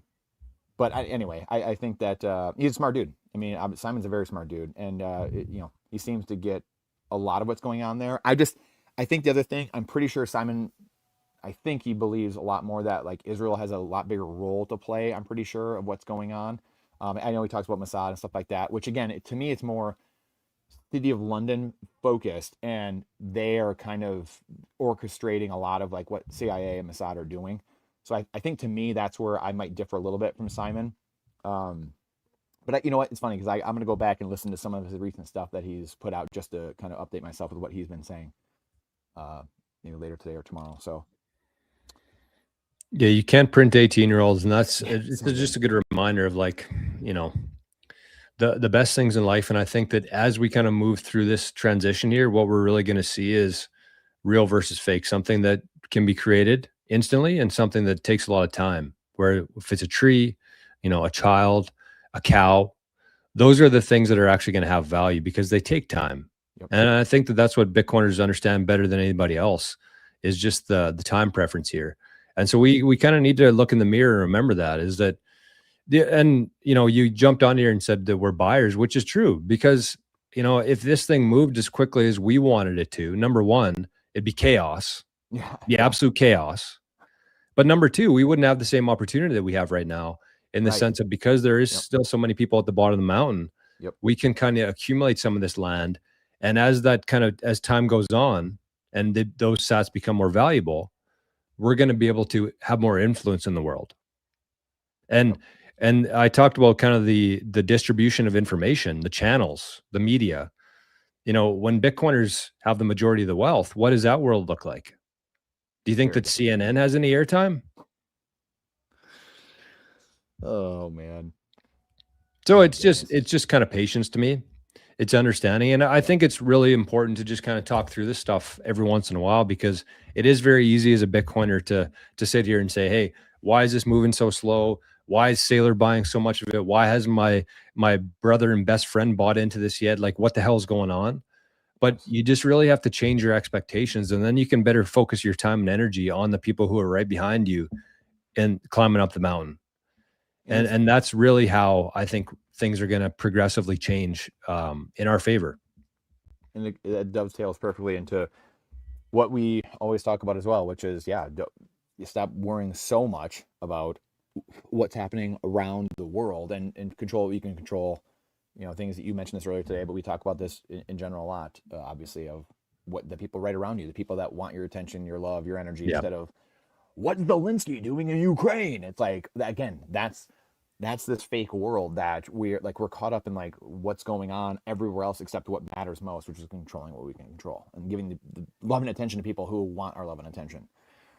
So that's the ripple effect. And even with that, I think that Bitcoiners kind of have this fallacy of, like, a fallacy or fantasy, I don't know what you'd call it, but they're going to work their ass off here. They're going to stack as many sats as they can right now. They're going to accumulate as much Bitcoin as they can, and they're going to leave it to their kids and their kids and their kids.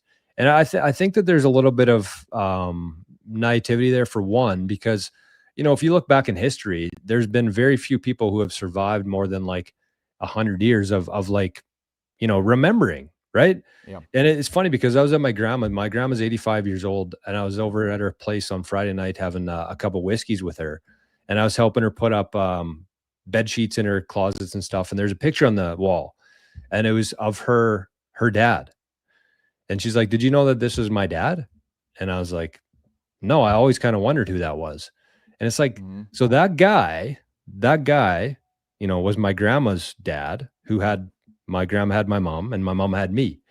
And that's like 4 generations. And I don't even know what he looks like. I don't know, Yeah. And so I just feel like Bitcoiners kind of get caught too much up in, like, I'm going to do all this stuff for them.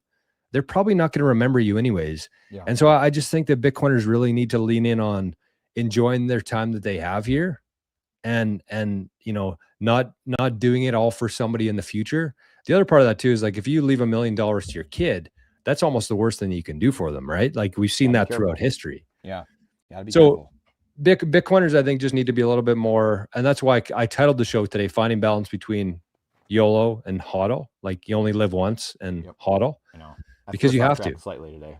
Yeah, we got a little bit off track with you telling me that you're interviewing Crowder today.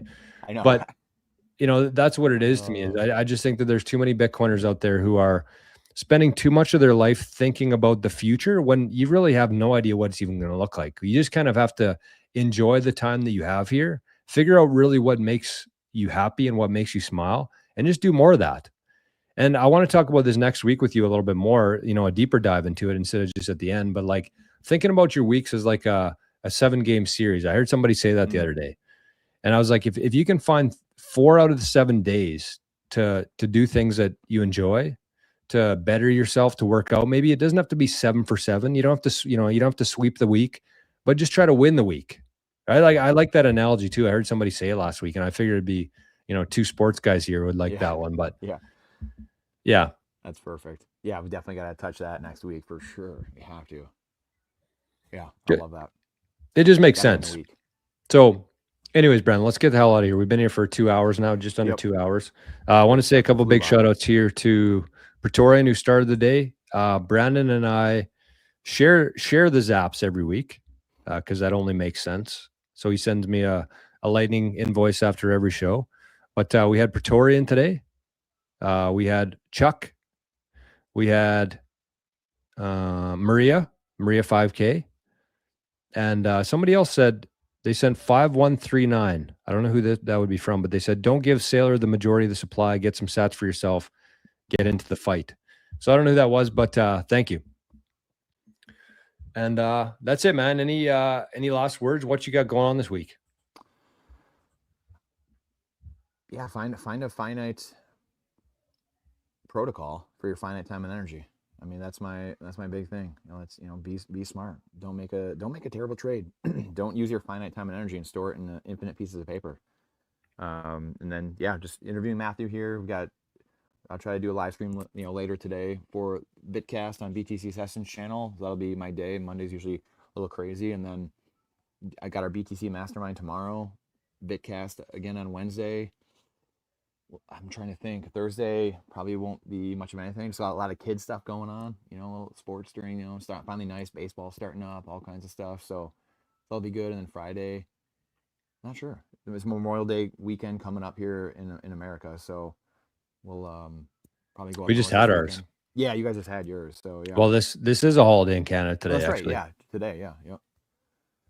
So there's a chance, by the way, I might not be here next. Oh week, yeah, if you're long weekend next Monday. Week. Yeah, so there's a chance. We'll chat. Obviously, I might be able to do it and hang for an hour and a half or not whatever hour like next week potentially. Yep. Up North Michigan. So we'll see. So maybe not. Okay. So, we'll chat. Yeah. So we can figure it out. But what about you though? What do you got this week? week? Same shit here, man. I got I'm supposed to be doing some golf this week with my brother, but it snowed about 2 inches here last night. That's right. You were saying that in the beginning. I forgot about that. Jeez. -4 here today. Holy cow. So yeah, I'll it's good though, because I'm sure you can relate, but there's a million things to do. Yep. So we're kind of getting into summer now. I was hoping to have a little bit more stuff done than I have now. So it's not a bad thing, but yeah, I'm ready for summer, man. Somebody in I think it was Micah said in Ontario, it's like 35 degrees or 25 degrees there this week. Is it the same for you? Yeah. It's like, it's what the yeah. Like you'd think I'm in a different part of the world, man, but we're not even that far apart. Oh, it's so funny. So anyways, thanks Brandon. We'll chat in this signal. I'm guessing after, and we'll figure out a plan for next week. But again, big shout out to the supporters today. Yes. Unfortunately, we didn't spend more than 2 minutes talking about the title or the thumbnail today. But that's usually how Brandon and I operate. Yep. So yep. Anyways, buddy, have yourself a good week. Yeah, thanks, Jor. Thanks everybody in the chat. We'll see you guys tomorrow. Great stuff. See you guys.